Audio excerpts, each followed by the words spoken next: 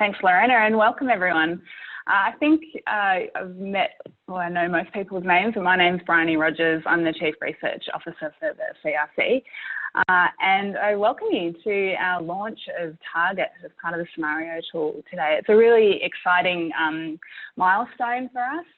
I guess most people will have some understanding of the scenario tool, but to give you a brief overview of how it fits in the broader CRC context, the scenario tool has been a key mechanism for us to integrate research from different disciplines to package it up in a usable tool that can support scenario analysis and testing of solutions in a user-friendly way. And it's been a work in development. It's got various modules that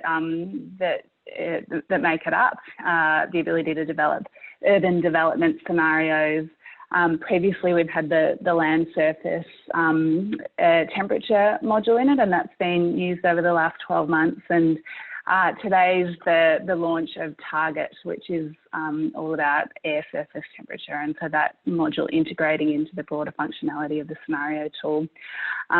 Looking ahead, the urban water balance, urban water modelling module, it will be launched in a couple of months as well, so keep an eye out for that. And I guess this scenario tool, it's really it gives us the ability to integrate the range of insights and evidence from those different types of benefits that water-sensitive solutions bring. Little bit of an overview of how today's session will run.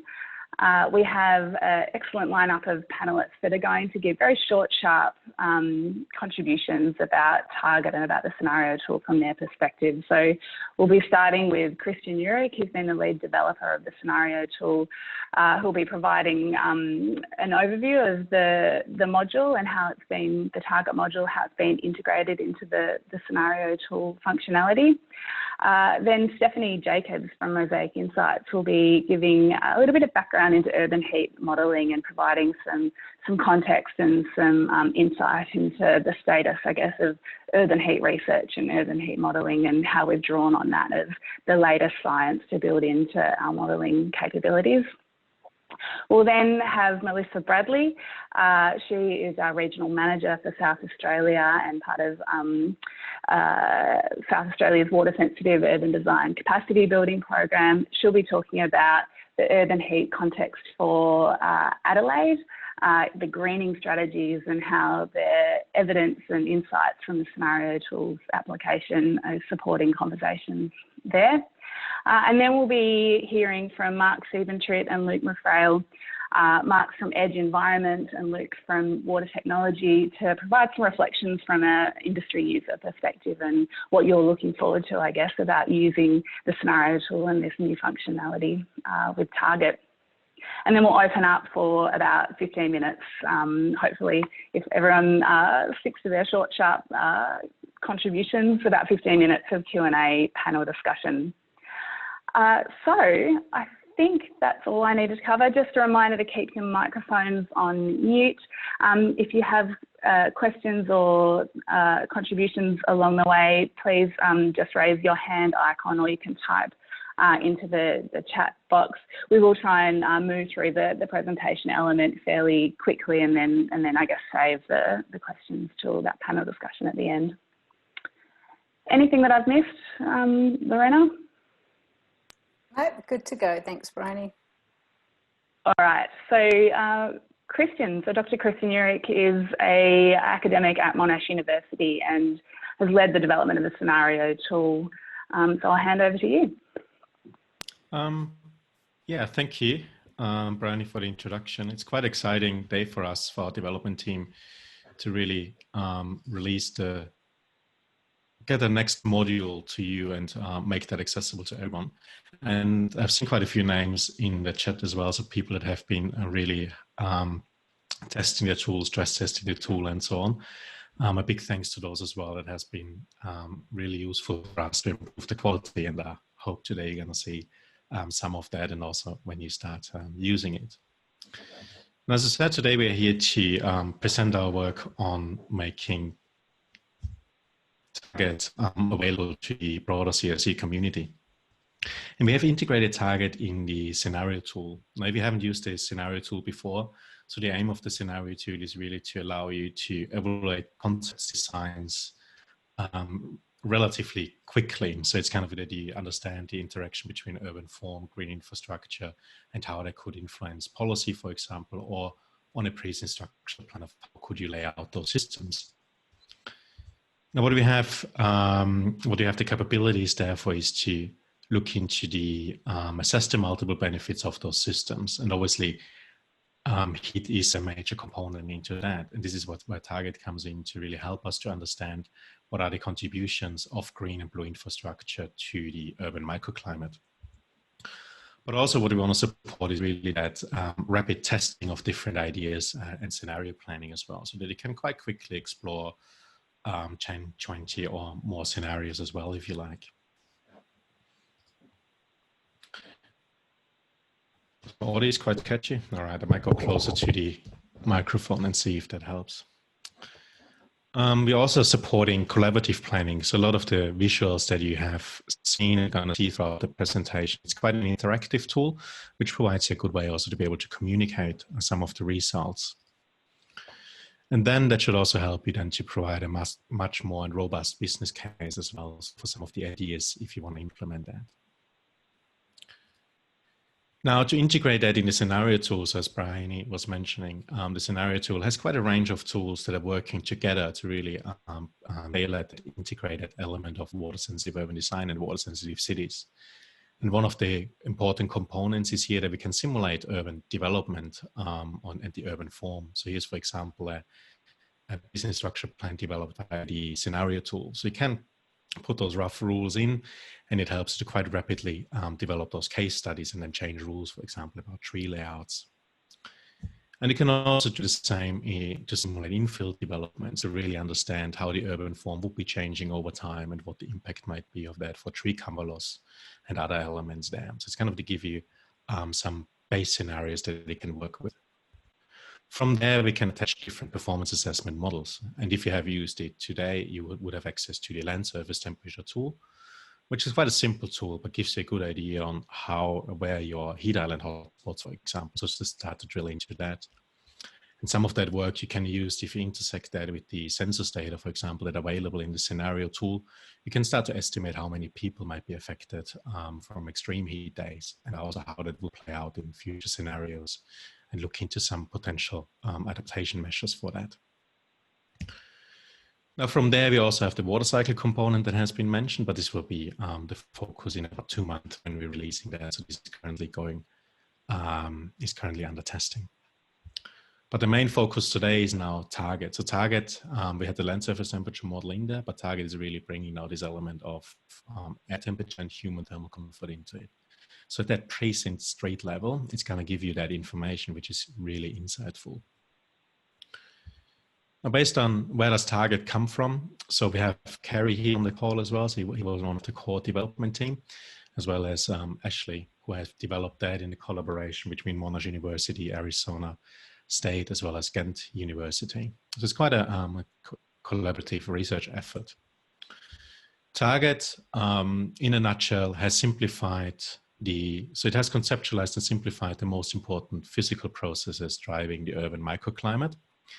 And this allows us as well to have quite a complex model running at a reasonable speed, and that you can also apply at a reasonable scale.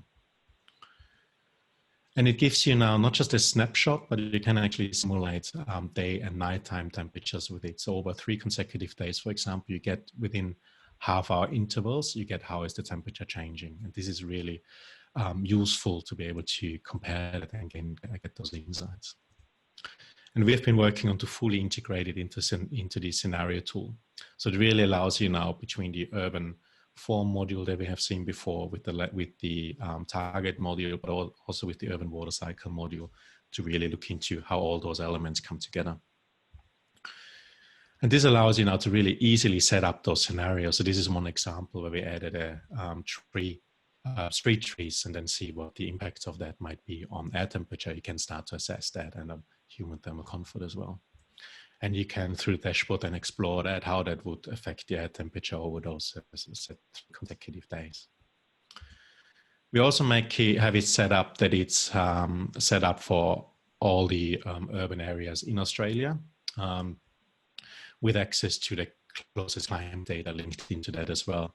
Not just a node, you will need a license for that from Geoscape, but the Water Sensitive Institute is set up to support you with that. But what that means, for any given area, urban area in Australia, you can be you're ready to go and run those scenarios and test different ideas.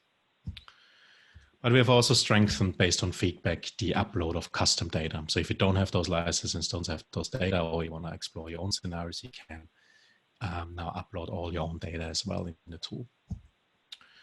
Now we also have a lot of training material as well.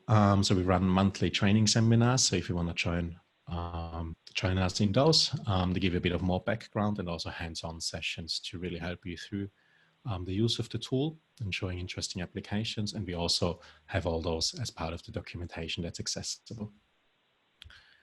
Most important, how and when can you access the tool? So the tool will be available on the 6th of May. So this is next week, where we also will run a training session at the same time. And this is when we're going to make it available for all of the CRC participants. So it's going to be sitting on the www.watersensitive-scenario.org.au, and you can access it there and then use it for your own case studies. Okay, thank you.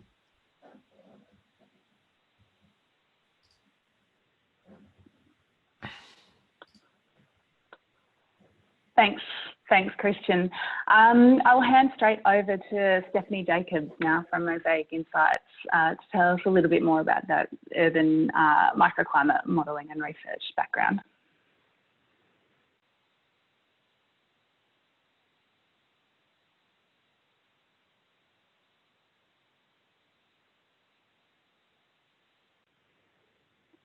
Stephanie, you're just on mute. Classic fail. Sorry. So yeah, hi, I'm Stephanie Jacobs. I'm actually a former student with the CRC in Untitled Chapter's group, so it's nice being on the other side. And I work for a company called Mosaic Insights, which is an environmental consultancy associated with the Alluvium group. And so while Alluvium tends to focus on more kind of water engineering and strategy, Mosaic Insights is focused on looking at nature in cities and sort of the human element involved in that. And that's where my expertise in microclimate modelling and urban heat comes into it. Cool. So you may have noticed kind of in news recently that urban heat is really starting to become a known issue now. So, you know, in the past, you know, news articles about heat waves might have been associated with photos of people at the beach, and now it's more warnings for people to go look after the vulnerable citizens that you know and your elderly relatives, which is really great because it's starting to become known that heat waves are actually the deadliest natural disaster in Australia. So just 2 heat waves in Melbourne caused over 500 deaths, which is pretty alarming. Heat waves, while being deadly, also tend to affect cities a lot because 90% of Australians live in cities, and cities often experience the urban heat island effect. So the urban heat island in Melbourne, where I'm from, can be measured between about 2 and 6 degrees. And this example on the right here shows that on this particular night, the urban heat island was about 4 degrees in Melbourne, where the CBD was 4 degrees warmer than surrounding rural areas. There's also been research that's come out that said during heat waves, the urban heat island is actually enhanced in Melbourne and Adelaide. And this is actually been shown in lots of cities around the world. So what that would mean is that during a heat wave, the CBD in Melbourne, perhaps on this night, rather than being 4 degrees warmer, could actually be 6 degrees warmer, posing a real health risk to citizens in cities. So it kind of demonstrates that mitigating urban heat is important for saving lives during heat waves. But what I really like about this research area is that we can actually be a good news story. It is possible to mitigate urban heat. And there's many ways to do this. Some of them include blue-green infrastructure, so you can have increases in vegetation, which gives you like shading and evapotranspiration benefits. You can irrigate green space, giving you healthier vegetation. There's many things like wetlands and water features and water bodies and green roofs, and also cool materials that just reflect away the sunlight. And all these can really help improve urban heat. This is the kind of part that I'm most interested in, is that you can also model urban heat and also the cooling effect of blue-green infrastructure. So this table is showing just a couple of the urban heat models across the top, and they all have their advantages and disadvantages. But I'd like to draw attention to Target in the far right column.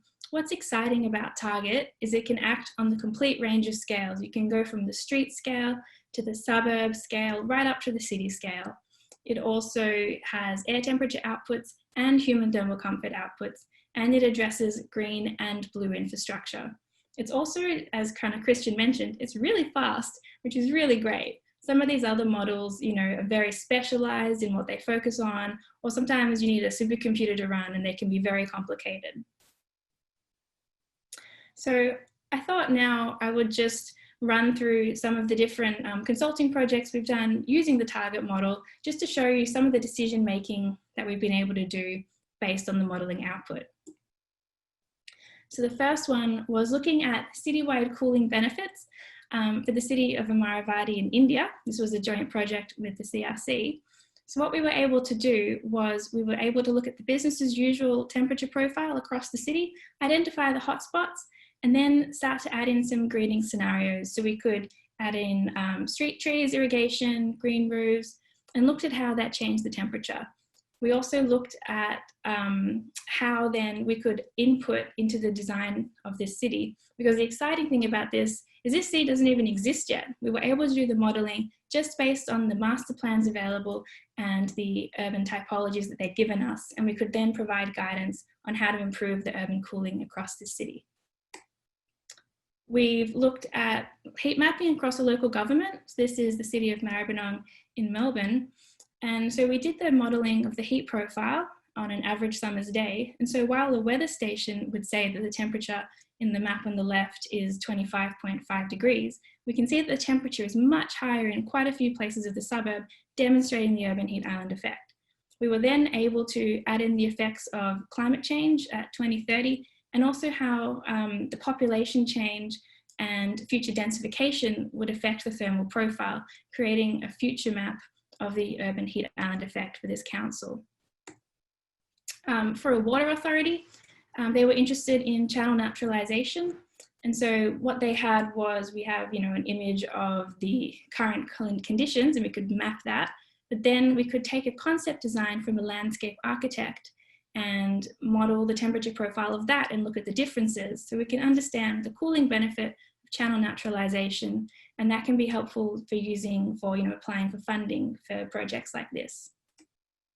There's also been work collaborating with the CRC, where we explicitly looked at the economic benefits of urban heat island mitigation with various water sensitive urban design scenarios, so we can have the sort of before and after temperature profile. And some of the results from this showed that you'd have a $1,500 per household saving in the maximum urban heat island temperature reduction scenario, which was pretty cool.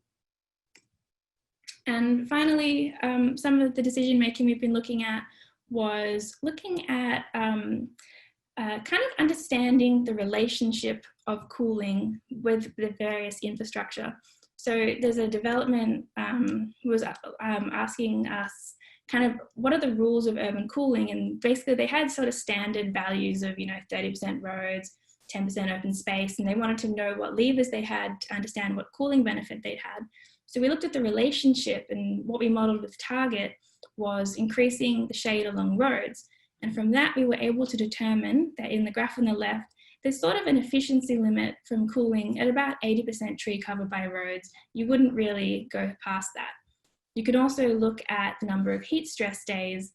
Then, you know, if you go to about a 2 degrees cooling benefit from water sensitive urban design, you can then determine how that would change the number of heat stress days over a time period. So in this scenario, the number of heat stress days actually halved over quite a long time period, which is pretty exciting.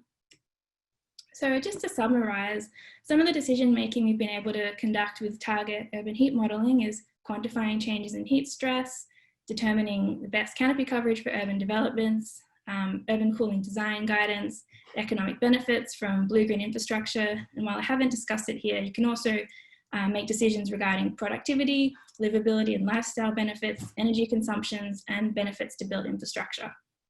So just to finish off, I'm pretty excited about the target in the CRC tool, because on the left, this sort of matrix looking thing is what target looks like on my computer when I run it.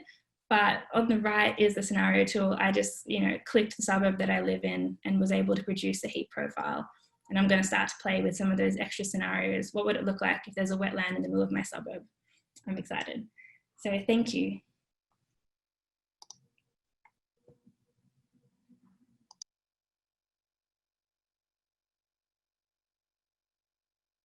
Space and some of the modelling capabilities.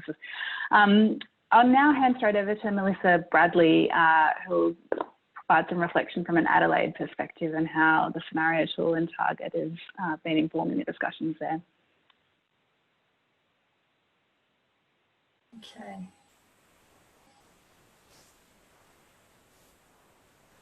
Just sharing my screen. Is that all good? You can see that?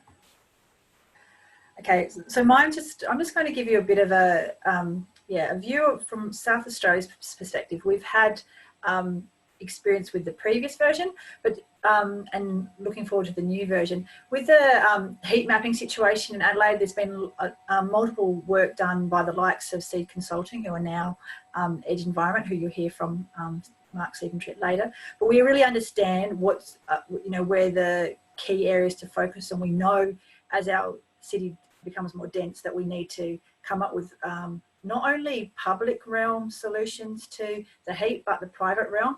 So then we sort of get into this space of what can the planning policy deliver, the 30-year plan for Greater Adelaide, and what can our climate change adaptation strategies deal with. And we've got the challenge between urban infill and green cities, as we know, and we've got 4 main resilience strategies in Adelaide's metro area, north, south, east, west, as you can see by the programs on the side. All of them say that water sensitive urban design and green infrastructure are going to be a key part of our solution. And we've got all these policies that are driving green infrastructure, but we don't have any way to measure our performance. And the thing about planning policy is that it's often reactive to where we want to go, to business that's been happening, and it takes many, many years to adapt planning to new directions that we need to go. But the tool, what I see the benefit of the tool is that we can actually, as Stephanie said, we don't have to wait 20 years until we've done a tree planting program to work out whether it's been effective or not. We can simulate that now. So for instance, Adelaide's got a whole new planning strategy. It's changing minimum lot sizes. We've trialled it in the city of Marion. We trialled what the new planning policy versus business as usual planning policy would be, and effectively just changed the minimum lot sizes and then looked at percentage of site cover. We've also modelled adding the minimum tree policy into the model. So we've put in there's now going to be a minimum small, medium, large tree in the policy. That's been included in a test scenario. Also the minimum canopy policy, and then we had a look at what the City of Marion's infrastructure plans were, and said they had some high traffic or walkable streets, and they had different strategies for different hierarchy of roads. So we looked at if we revegetated the walkable paths, what would that look like?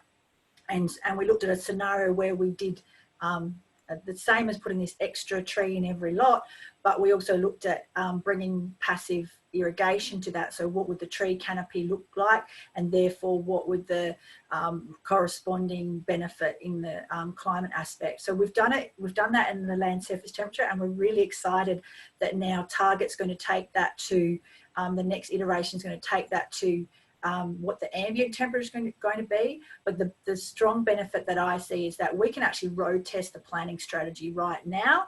And if we feel like it's not going to hit those canopy cover targets and those urban cooling strategies that each of those resilient programs that I spoke about are seeking, then we can tweak the strategies and the policies now and intervene early in our adaptation plans.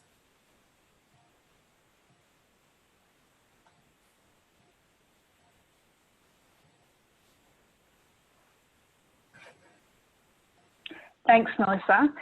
I will now invite Luke McPhail from Water Technology to provide some reflections from an end user perspective and, your experience, I guess, in using the tool as part of the testing group and your thoughts going forward now that Target's launched. Thanks, Briony. And hi, everyone. Luke McPhail from Water Technology. We've been involved in some of the testing and a few application case studies, and it's really where the benefits we see really form in the ability of actually using the science more effectively and efficiently.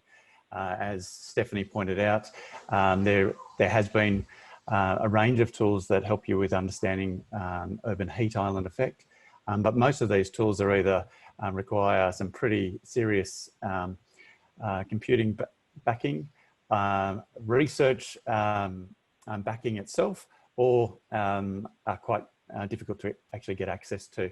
So the tool actually provides the ability for more people to actually be able to do some strategy analysis and understanding, so that you can actually make better prioritization and investment decisions. The challenge has always been bringing together the right data. So bringing the data together to actually support the decision-making process while actually being able to effectively and efficiently supply it. So yes, there's been some really progressive local governments, some supported by state governments, that have allowed these sort of bigger investigations to date. But we've been able to apply this at a smaller scale and also for different types of clients. So developers can actually see the benefit of actually implementing development outcomes that actually benefit those communities that they're creating. So we're really involved in a very large scale master plan community, and actually understanding what was the business as usual sort of outcomes with regards to the human heat impacts, and then what were some of the interventions and strategies that could be put into place. And then overlaid on that was to be able to look at climate change impacts and what sort of mitigation strategies could be implemented as the stages of development go through to actually support their ideal outcome. And for a developer, that means that they actually get an attractive product to sell, and that supports them in actually making the right priority decisions. Yeah, I think one of the biggest benefits is really to be able to implement different, quickly look at alternate cooling and greening strategies, and to be able to make those assessments efficiently. It's because it runs so quickly, it actually, on a smaller scale, it can be used almost like a gaming tool, which actually allows for groups to actually look at some different scenarios quickly and see if we implement one strategy compared to another, what are those benefits. And I think that sort of design process actually will help improve the long-term decision-making process as well. Thanks, Briony. Thanks very much, Luke, and thanks also for your contribution in chairing the project steering committee for the TAP project. It's great to have your involvement there. Mark Sieventreut from Edge Environment, please share your reflections. Great, thanks, Brian. It's really exciting to be here today with the launch. And just a little bit of background, Edge, we're a sustainability services company who works around Australia. And one of the key areas we work on is livable cities across green infrastructure, water sensitive cities, and managing heat islands. And so it's been great to be able to contribute to the development of the scenario tool in general over the last year or more. I suppose in getting ready for today, one of the questions for me is, why is a tool like this important? And I think our observation, and probably many of the people around the call today, is that we've recognised the existence of heat islands and the impacts of heat on our communities for decades. And yet I really think we collectively struggle in working out how to embed urban heat management into our planning, design and construction decisions.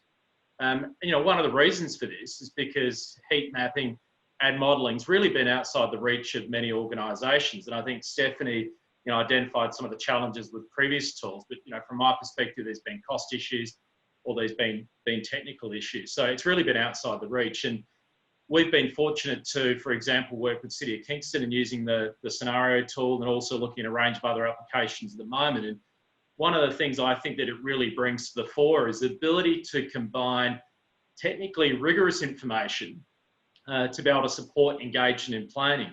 And it's really when we bring the three of those elements together, so the technical, the engagement and the planning, that we really can inform decision making.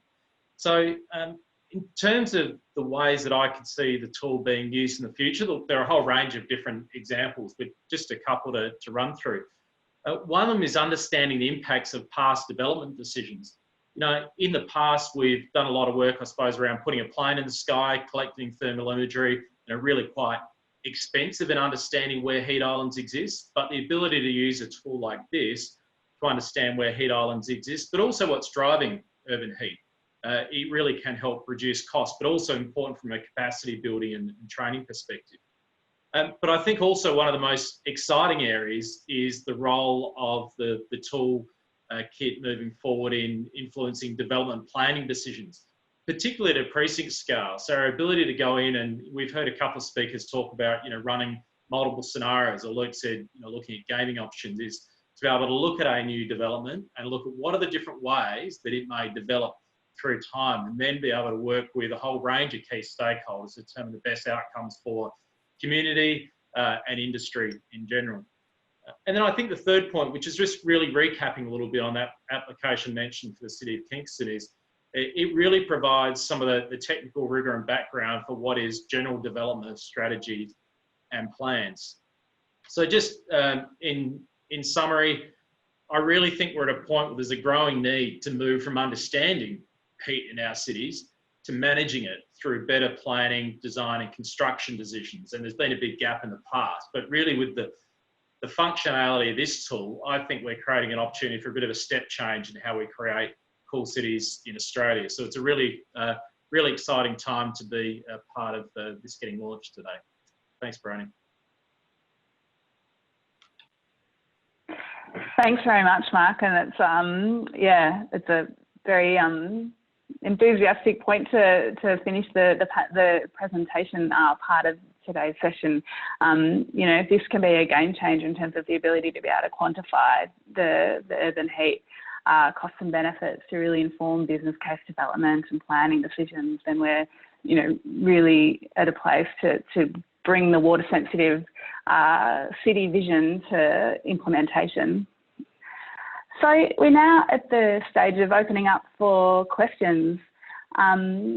We're going to just use the chat function here, and there's already been some questions flying through, so I'll open it up to all our participants. If you've got some questions, please pop them in the chat box, and I will have a scan through and put them to the various attendees.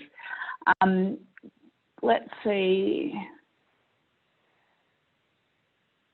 So there's a couple of technical questions that have come through initially. I'll just start with that until I get my head around what else has been posed. Does the tool have the ability to export target outputs to GIS packages? And what is the spatial resolution of the target model outputs? Christian, are you the best person to answer that? Yeah, so this was one of the that came as a request out of the testing, and we have added that functionality. So through the user interface, you can now download the data in a common GeoJSON, which QGIS, ArcGIS can read. And that includes all the information that Target produces, so from time series to the maximum temperature values on each of the grid cells, so you get that. You also have now control over the grid cell as well. So when you set up a project, you can decide at which spatial resolution you want to run Target. And we're currently providing some guidance as well at which resolution you should do that for different scales. So that allows you now to look at a city scale application as well, where it is where you can work with a coarser resolution or if a more finer resolution if you look at an individual precinct or street scale. So it's kind of those are some of the modifications we made for that release. Well, I think Stephanie can probably answer more on the actual scale of how the grid size should be set up for those things as well. Do you need, no, you can use the model. So sorry, a few more. Stephanie, did you want to add some comment to that question? Yeah, I guess I've mostly used Target offline from the CRC model. But yeah, we've applied it on a range of scales from a couple meters up to a couple 100 meters. depending on, again, the size of the site. There's no point in doing 100-metre resolution when you're only doing a streetscape. Oh, and sorry. And the offline version outputs a file. It's like a raster, and you can put it into GIS. So there's a question, do you need GIS to run the tool? So this is the scenario tool as a whole. No, so it's fully integrated. It's a web tool, so you don't need to install anything. You just go into your browser, type the URL, and then all the GIS functionality and so on that the tool does internally is done on the server for you. So you can interact with it through that way.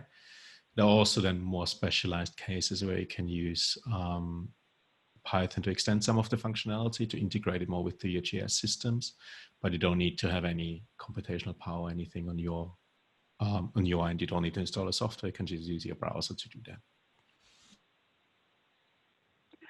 So thanks Riley, Vivian and Greg for those questions.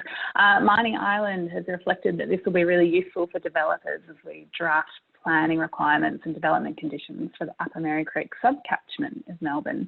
And she's asking what would be some good examples of planning requirements and development conditions that allow precinct structure plans and individual developers flexibility in how they ensure urban heat mitigation.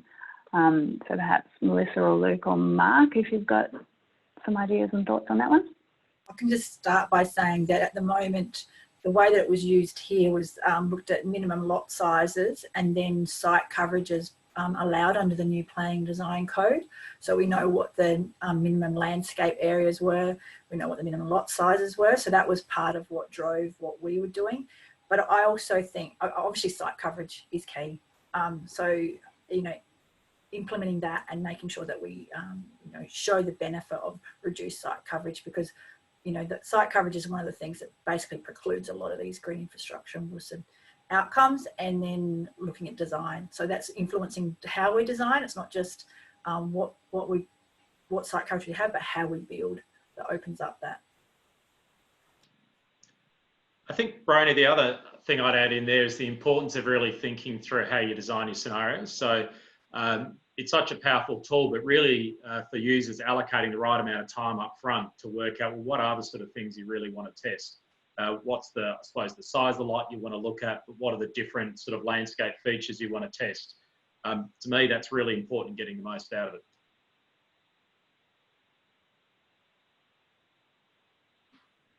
Thanks, Mark. Caroline Cavallo, councils are working on heat action plans, but our success will be limited by the willingness of state road authorities to also get on board. How much of this research is being pitched to state road authorities to get them on board? So I guess a general perspective, this is not being pitched to a particular type of organisation, but it's one of the roles and the values, I think, of the scenario tool is the ease of use and the visualisation capacity that it brings, and that quantification in a way that's very intuitive and accessible. Accessible means that it can be a very powerful communication tool to bring stakeholders that are not typically involved in these types of discussions into it, because we really do need that, the whole planning and development and infrastructure servicing collective to be considering what it means to implement water sensitive solutions. And I guess I wondered if Christian or others, if you've got any reflections on how the scenario tool can be adding value to collaborative planning discussions and really helping facilitate new types of conversations between different stakeholders and their different expertises. I can jump in quickly. I think one of the big things is a lot of people, again, having known that there is the urban heat island impacts, that there are strategies to actually mitigate against them, but actually knowing how I can get my local information, how I can actually then get some understanding of what are the actual benefits of doing one strategy over another, or the impacts associated with that. I think there is still, this opens the eyes for some people to actually see that this is another avenue where they can make better integrated management decisions in the urban space, to actually put an extra layer of information that supports strategic planning, supports design outcomes. And I think even to to go to the point about the roads departments or anybody else, if they've not been thinking about it, then sometimes it is actually allows that conversation to actually happen. So it actually supports the conversation, not just going, oh well, this is a research heavy topic, but this is actually an application that can be understood better for everyone. Yeah, probably to add to that, to some of the more broader planning questions, we did some work for the Department of Water and Planning, looking, for example, into what infill development means in 2052 for tree cover loss and how that translates then into urban heat. And what was really powerful about it is just being able to visualize those outcomes. So it's going to be, can visualize what does the urban form, although it's a bit clunky, but what does it look like in 2050? But then more powerful is where does the tree cover loss come from? Which suburbs are affected? What does that mean for urban heat? And I think that has been then being able to try different policies, for example, you see a mandated tree or not, and so on, explore what that means and visualize what that means as well, has been quite useful. And it also then basically brings back the communication. It's kind of what are we focusing on? There was here a comment about the importance of having street trees. But what that work also showed was it's all about, a lot of the question at the moment is about tree cover loss as well in the middle rings in Melbourne, where we have a lot of the development pressure, where we move to the just dual occupancy apartment buildings and so on, which then has could be quite a substantial negative impact if we're not responding to that in a way, to kind of how we treat green space in the private realm as well. So it's kind of, so the tools allows you to start to unpack those relationships between public, private realm, and what our potential responses for heat might look like. So this is some of the work that we did around that. Thanks, Christian. Pete, yeah? I was just going to add in there, I think you mentioned before around that opportunity for collaboration, and I think, and I look within councils, for example, it provides an opportunity to create a narrative that connects a whole range of different functional areas. So whether you're looking after open space, whether you're an engineer interested in core materials, whether you're looking for the horticulture team for greening, whether you're looking at community services, the tool is a way to connect a whole range of different things that are relevant to lots of different people. So, and what sits beneath that to me is that ability to inform that narrative that binds all those different functional areas together.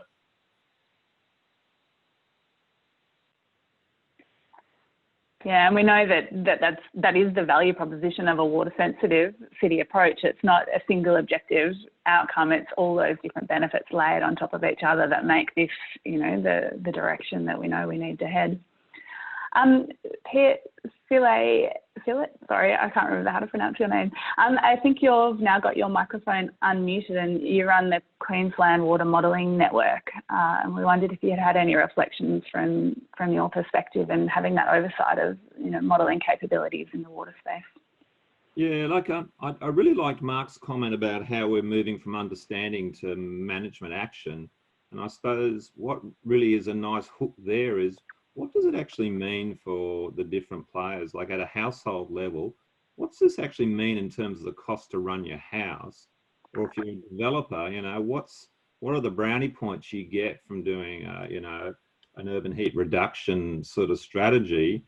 And then at the local council level, where you're lumping it all up, there's a whole lot of broader livability benefits. And I think this is the challenge of how we translate this into really, I made a comment before about, the pandemic. We've only lost 70 people, and Stephanie talks about 500 people that die in a heat island effect. So, we've got some really crude indicators here, yet our ability to transition into this real need needs a few other little hooks. So I was just I've sort of heard bits along the way about different cooling costs per household and what have you, but these are the real things that surely will drive the sort of change process, I thought. So yeah, it's about giving hooks to the decision makers to really make this sort of go forward is, I think, the challenge we're getting from all our modelling tools. Thanks. Thanks, Pete. Luke, did you want to respond? Look, Pete, I agree with that. There's to actually be able to bring it down to what's in it for me perspective is so important in a lot of what we're doing, especially when we're talking about community planning and community implementation. So to be able to communicate that well, this does provide the avenue to actually visualize different things that will actually support that decision-making process, as well as the ability to actually bring that in and quantify some economic benefits as you go down the track with some of the other tools that are available. I think in communications, you can never underestimate the value of a good visual that actually can capture somebody's attention, bring them to their local specific circumstance, and actually help communicate to them where they're at that point in time. So I agree, Pete.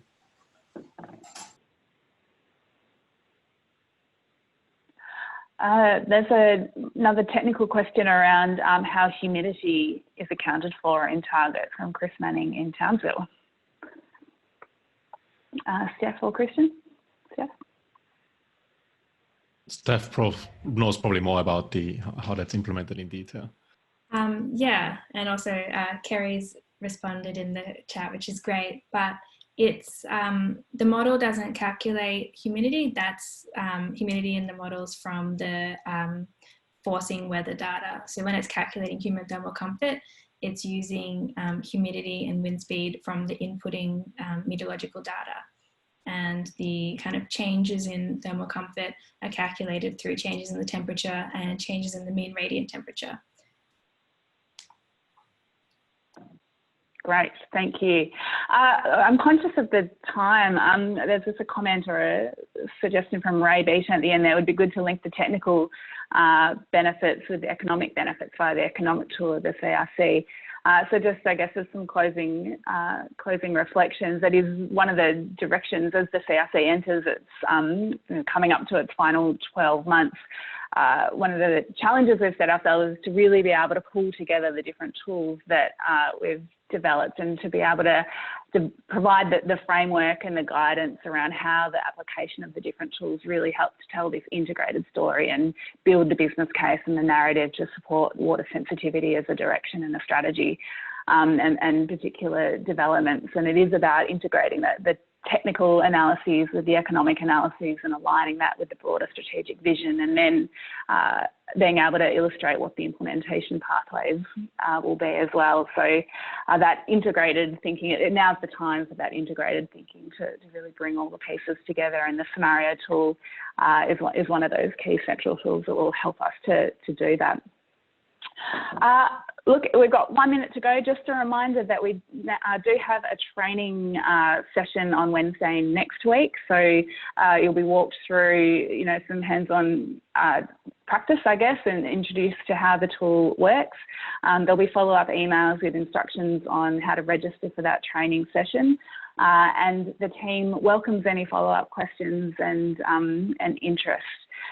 But thank you very much for joining us today. It's, as I said, a really exciting milestone for the CRC. Congratulations to the development team, and thank you to the user testing team as well. Your input and contributions to really get this ready for today's launch has just been invaluable. At that point, I will call this to a close, and thanks everyone, and enjoy the rest of your day.